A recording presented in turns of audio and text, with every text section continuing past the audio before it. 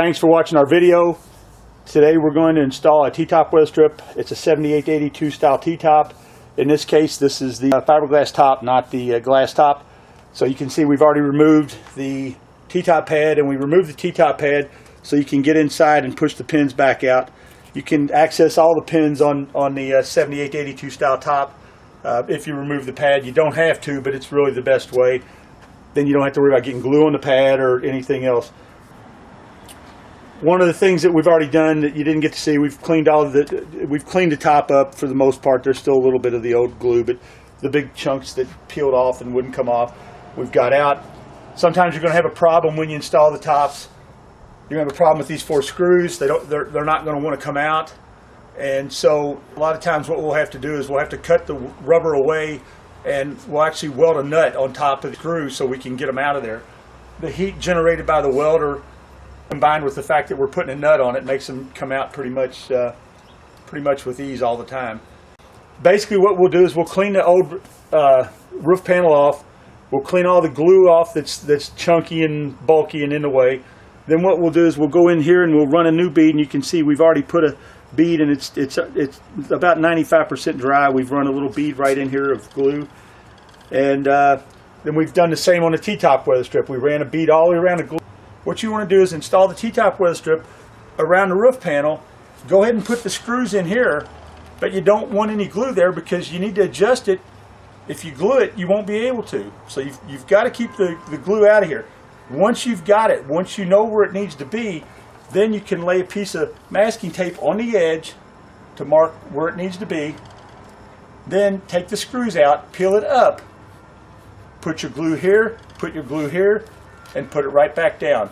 Then there's no issues whatsoever. So it really doesn't take a whole lot of glue on these T-top weather strips either. Just like I said, a good smearing do the job. And we always use the black. We don't use the yellow unless it's an NCRS car.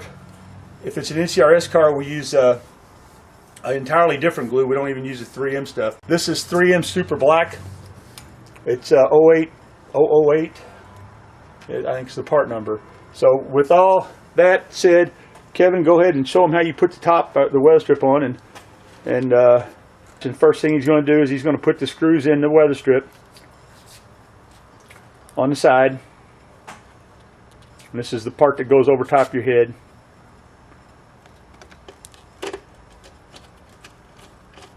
You know, if the nut breaks loose from the retainer inside that molding, then you're going to need a new retainer. You're going to need to find a way of fixing it. So.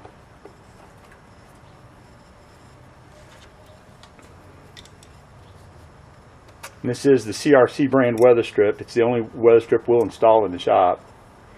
It's pretty resilient stuff, and it's best quality out there. So.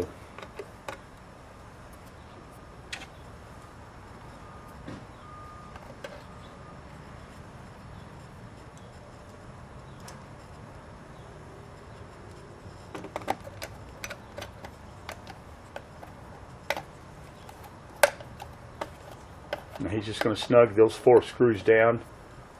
Like I said, all it's there for is a starting point. Then he's going to sit here, and if you can look, and I'm going to zoom in just a smidge. If you look here, you can see the pins, and the pins don't line up 100% with the holes, which is not a problem whatsoever. What Kevin's doing now is he's putting a little bead of weather strip glue back in there, and he's treating it like contact cement. And this is going to allow the glue to, it won't come loose. This weather strip will never, you'll tear it up before you pull it off the car once it's dry. And then you can see now he's just going to go around, he's just going to line up the pins and push them in. There's 1 pin, 2 pins.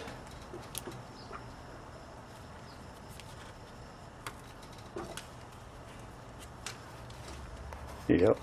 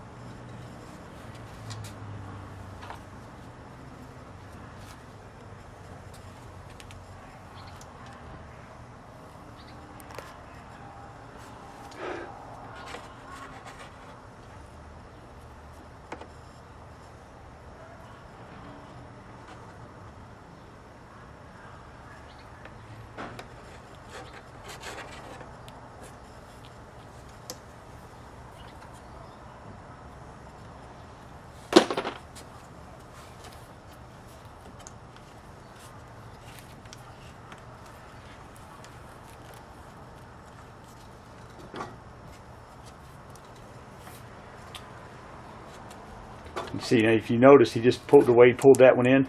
That one was a little bit shy. Look right there.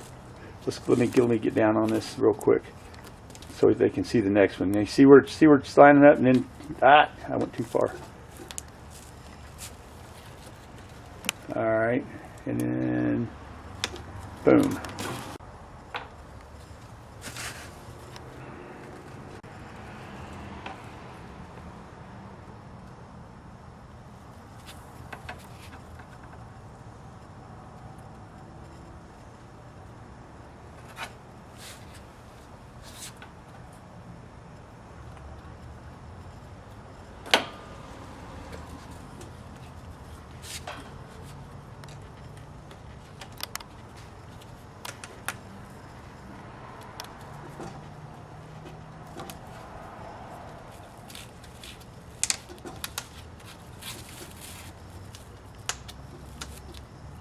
And we're just about finished.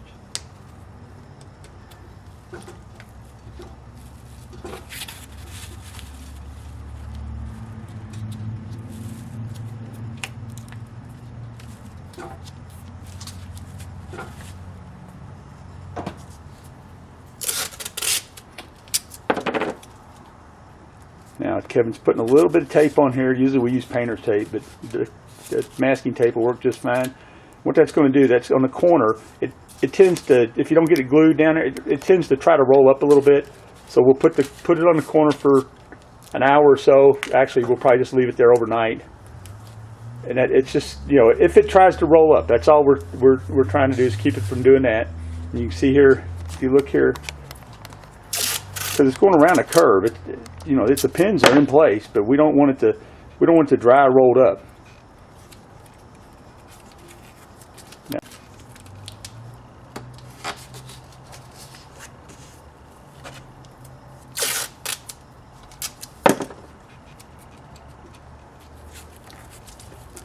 we'll probably let it sit for a day tomorrow morning. Make sure it's good and cured, and then we'll go back, we'll put it on the car. Now, generally what we'll do is we'll check the fit of the side. We'll put the 4 screws back in the side, and if it's good, then we'll go back and we'll re-glue. We'll go back and re-glue in here once we've got the right adjustment. And if we have a problem with the top, it's a good idea to readjust the top.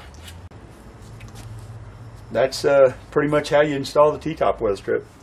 So what we'll do next is we'll like I said, we'll go fit it on the car. We'll put glue under here once we get the right adjustment. So you can see now it's movable. And once we get all that right, and we'll put the padding back on it, and we're good to go. So if you got any questions, you can email us at support@wilcoxcorvette.com. Don't forget to visit our website. It's wilcoxcorvette.com. There's 2 L's in Wilcox. Thank you and have a great day.